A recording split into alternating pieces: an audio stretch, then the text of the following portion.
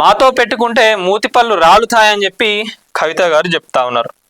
తెలంగాణ అస్తిత్వంపై దాడి చేసే సహించమని చెప్పి చెప్తా ఉన్నారు. నవనిర్మాణ సభ కాదు, ముందుగా మీ రాజధాని కట్టుకోండి. ఆంధ్ర రాజకీయాల డైవర్షన్ గేమ్ కు తెలంగాణ బలి కాదు.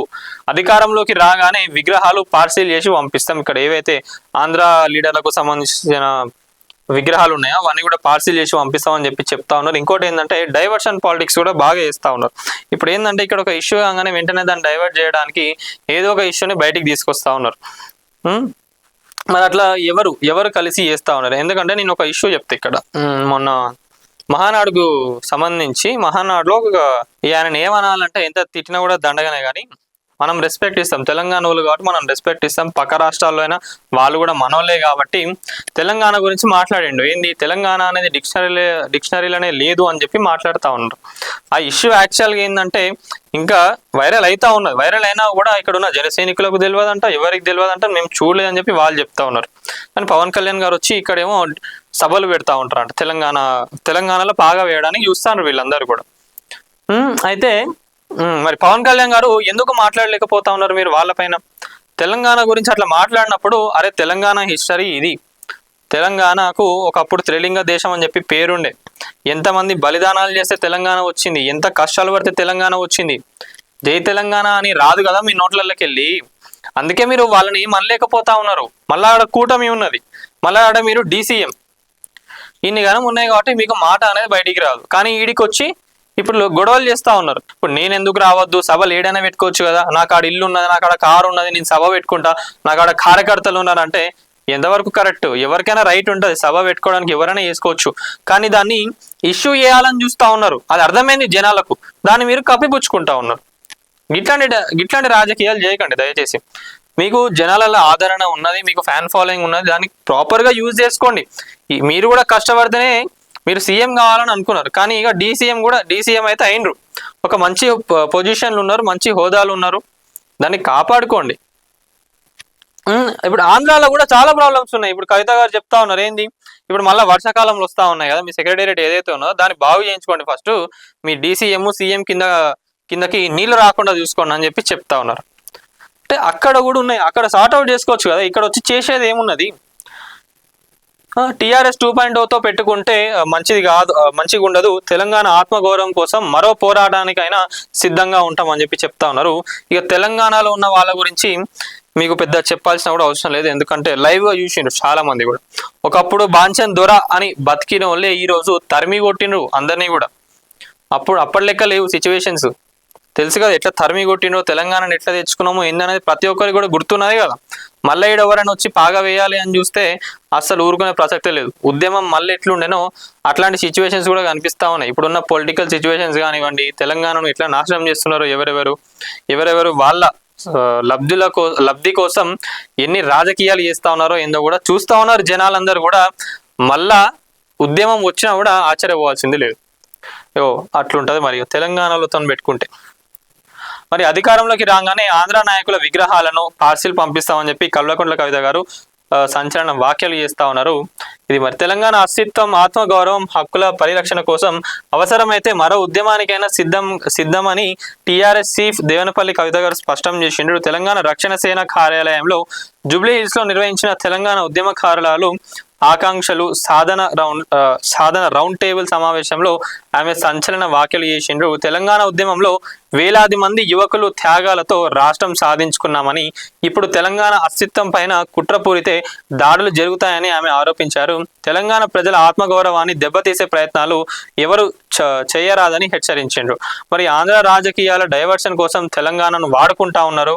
ఆంధ్రప్రదేశ్లో రాజధాని నిర్మాణం, అభివృద్ధి అంశాల వైఫల్యం చెందిన రాజకీయ పార్టీలు ప్రజల దృష్టి మళ్లించేందుకు తెలంగాణపై వ్యాఖ్యలు చేస్తున్నాయని కవిత విమర్శించారు. 13 సంవత్సరాలుగా గడిచిన ఆంధ్రప్రదేశ్కు పూర్తి స్థాయి రాజధాని నిర్మించుకోలేకపోయారని, ఇప్పుడు తెలంగాణను లక్ష్యంగా చేసుకుని రాజకీయ డ్రామాలు చేస్తున్నారని ఆరోపించారు.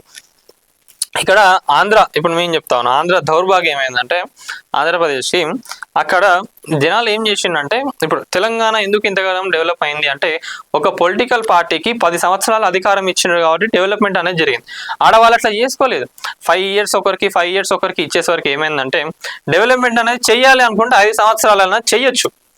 కానీ మన రాజకీయ నాయకులు అట్లా చెయ్యరే. వాళ్ళు ఏంటంటే టైం టేకింగ్ ప్రాసెస్లో నిమ్మలంగా చేసుకుంటూ పోతారు. కాబట్టి 5 సంవత్సరాలు, ఇప్పుడు ఒక పార్టీ ఉండి 5 సంవత్సరాలు సో అండ్ సో ఏరియాస్లో, పర్టికులర్ ఏరియాస్, ఇక వాళ్ళకి సంబంధించిన ఏరియాస్లోనే అనుకుందాం, డెవలప్మెంట్ చేసినాక జనాలు ఏం చేసిన అక్కడ ఒక పార్టీని దింపేసి ఇంకో పార్టీని అధికారంలోకి తీసుకొచ్చినాక ఏమవుతుంది, మళ్ళీ వీళ్ళు ఏం చేస్తారు, ఆ ఉన్నదాన్ని డెవలప్ చేయకుండా దాన్నంతా తీసేసేసి మళ్ళీ ఇంకో వేరే దగ్గరనే నేను చెయ్యాలి అనుకుంటున్నా అని చెప్తారు. సో ఈడేమైంది, ఈ 10 సంవత్సరాలు ఈ పార్టీ వస్తుందని అనుకుంటే ఇది కూడా లేకుండా పీకి ఇంకొక పార్టీ అధికారంలోకి రాగానే ఏమైంది, అదే అంటున్నా, మొత్తం డిస్టర్బెన్స్గా ప్రజాధనాన్ని వేస్ట్ చేసేస్తూ వాడ, వాళ్ళు ఏదో చేసిన దాన్ని మేము ఎట్లా డెవలప్ చేస్తామని అహంకారానికి పోయి ఈరోజు ఇప్పటికీ కూడా రాజధాని లేకుండా చేసుకున్నారు. మరి ఒక డెవలప్మెంట్ అనేది ఎక్కడుంది, ఎట్లా వస్తుంది? తెలంగాణకు అదృష్టం 10 సంవత్సరాలు మాకు బీఆర్ఎస్ ఉండే కాబట్టి మంచిగా చేసింది development, we are happy with. సరే అక్రమాలు చేసిండే చేసిండ్రు, ఎవరు నీతివంతంగా ఎవరు కూడా ఉండరు, చేసిండ్రు, ఎంత తినాలో ఎంత తిన్నారు, మంచిగా డెవలప్మెంట్ అయితే చేసిండ్రు. ఈ రోజు తెలంగాణ టాప్ ప్లేస్లో అన్నిట్లల్లో కూడా, ఇప్పుడు ప్రజాప్రభుత్వం ఇక్కడికి వచ్చి ధాన్యంలో కానివ్వండి, ఇప్పుడు వాళ్ళు ఇస్తున్న సన్నబియ్యం పథకాల్లో కూడా ఇంత టాప్ ప్లేస్లో ఉందంటే ఎవరి వల్ల? గత ప్రభుత్వం బీఆర్ఎస్ చేసిన నీళ్ళ గురించి కానివ్వండి, కరెంటు గురించి కానివ్వండి, ఏవేవైతే వాళ్ళు స్కీములు అవన్నీ పెట్టినరో దానివల్లనే ఈరోజు తెలంగాణ ఇట్లున్నది. లేకపోతే కేసీఆర్ గారు అవన్నీ ఏం చేయకుండా ఉంటే తెలంగాణ గట్టనే ఉంటే ఈ రోజుకి ఇట్లుంటుండే కాదు ఎవరు కూడా. వీళ్ళందరూ కూడా ఎందుకు ఎగురుతా ఉన్నారు? పక్క రాష్ట్రాల్లో ఉన్న నాయకులందరూ కూడా ఎందుకు ఇంత సంతోషంగా ఉన్నారు? ఇక్కడ ఉన్న ఆస్తులన్నీ ఇంటూ 10 times అయినాయి వాళ్ళందరికీ కూడా. ఒకప్పుడు ఆంధ్రాలో ఎకరం అమ్ముతే 30 ఎకరాలు వచ్చేది, ఇక్కడ ఎకరం అమ్ముతే ఇప్పుడు ఆడ 100 ఎకరాలు వస్తూ ఉన్నాయి. అంటే గట్ల పెరిగినాయి రేట్స్. మీరు గూగుల్లో పోయి కొట్టుకొని కూడా చూడొచ్చు పర్ ఎకర్ ఏది టాప్ ప్లేస్లో ఉంది. ఒక ఎకర్ వచ్చేసి ఎంత అమౌంట్ మనం పెట్టి కొనొచ్చు అంటే ఇక్కడ తెలంగాణలో 50 లక్షల నుంచి 8 కోట్ల వరకు చూపిస్తూ ఉన్నది ఒక 1 ఎకర్ అనేది. ఆంధ్రప్రదేశ్లో వచ్చేసేసి 25 లక్షలే, 25 లక్షల నుంచి 2.2 కోట్ల వరకే చూపిస్తూ ఉన్నది. అది అంటే అర్థం చేసుకోండి ఇక డెవలప్మెంట్ అనేది ఎట్లయింది, ఎంత అయింది, ఎవరు మంచిగా ఉన్నారు ఇప్పుడు అనేది. అయినా కూడా గింతగానం కనిపిస్తూ ఉన్నా కూడా వాళ్ళకు తెలంగాణ అనేది డిక్షనరీలో లేదు, ఏమున్నది ఆడ అని మాట్లాడుతూ ఉన్నారు. కానీ వాళ్ళందరికీ మాత్రం ఆస్తులు కానివ్వండి, బిజినెస్లు కానివ్వండి అన్నీ ఇన్నే ఉన్నాయి. వాళ్ళకన్నా తెలియాలి, ముందు వెనకాల ఆలోచించకుండా మాట్లాడతారు. ఏదో ఒక మాట అనేస్తే ఇంత రచ్చరచ్చ అవుతుంది కదా, ఏదో దేనికైనా డైవర్షన్ చేసేయచ్చు అన్నట్టుగా మాట్లాడుతూ ఉన్నారు. సో ఇది మొత్తానికైతే ఈడ కనుక మీరు వస్తే అసలు ఊరుకునే ప్రసక్తే లేదని చెప్పి కవిత గారు చెప్తా ఉన్నారు. ఇది మరి ఉద్యమకారులకు న్యాయం ఎక్కడ దక్కింది? TRS 2.0తో పెట్టుకుంటే మంచిగా ఉండదు, ఆంధ్ర నాయకుల విగ్రహాలు తొలగిస్తామని చెప్పి కవిత గారితో చెప్తా ఉన్నారు. మరి ఉద్యమకారులకు పెద్దపీట వేస్తామని చెప్పి కవిత గారు పార్టీ పెట్టినప్పుడే జరిగింది. తెలంగాణ ఏర్పడి దశాబ్దం దాటినా ఉద్యమకారుల కుటుంబాలకు పూర్తి స్థాయిలో న్యాయం జరగలేదని కవిత ఆవేదన వ్యక్తం చేసిండ్రు. కాంగ్రెస్ ప్రభుత్వం ఏర్పడిన 2.5 గడిచిన ఉద్యమకారులకు ఇచ్చిన హామీలు అమలు కాలేదని విమర్శించారు. రాష్ట్ర ఆవిర్భావ దినోత్సవం సందర్భంగా ముఖ్యమంత్రి తెలంగాణ ఉద్యమకారులకు ఇచ్చిన హామీల అమలుపై స్పష్టమైన ప్రకటన చేయాలని డిమాండ్ చేసిండ్రు. వీళ్ళకు ఎప్పుడు న్యాయం దక్కుతుంది? తెలంగాణ ఉద్యమంలో పోరాడిన వాళ్ళు, ఉద్యమకారులు, కార్యకర్తలు అందరూ కూడా ఈ రోజు ఇప్పటికీ కూడా జెండాలు మోసుకుంటానే తిరుగుతూ ఉన్నారు. కానీ ఎవరికి కూడా ఒక ప్రాపర్ సెటిల్మెంట్ అంటూ కానివ్వండి, వాళ్ళకు ఉద్యోగాలు లేదా వాళ్ళకు సంబంధించిన హామీలు ఏవైతే ఉన్నాయో ఎవరికి కూడా తీరలేదు. చాలా మందికి కూడా మెజారిటీగా మనం చూసుకుంటే మరి ఎవరు బాగుపడ్డారు? తెలంగాణ వచ్చినాక ఎవరు బాగుపడ్డారు అనేది ప్రతి ఒక్కరు కూడా కామెంట్లో పెట్టండి ఫ్రెండ్స్.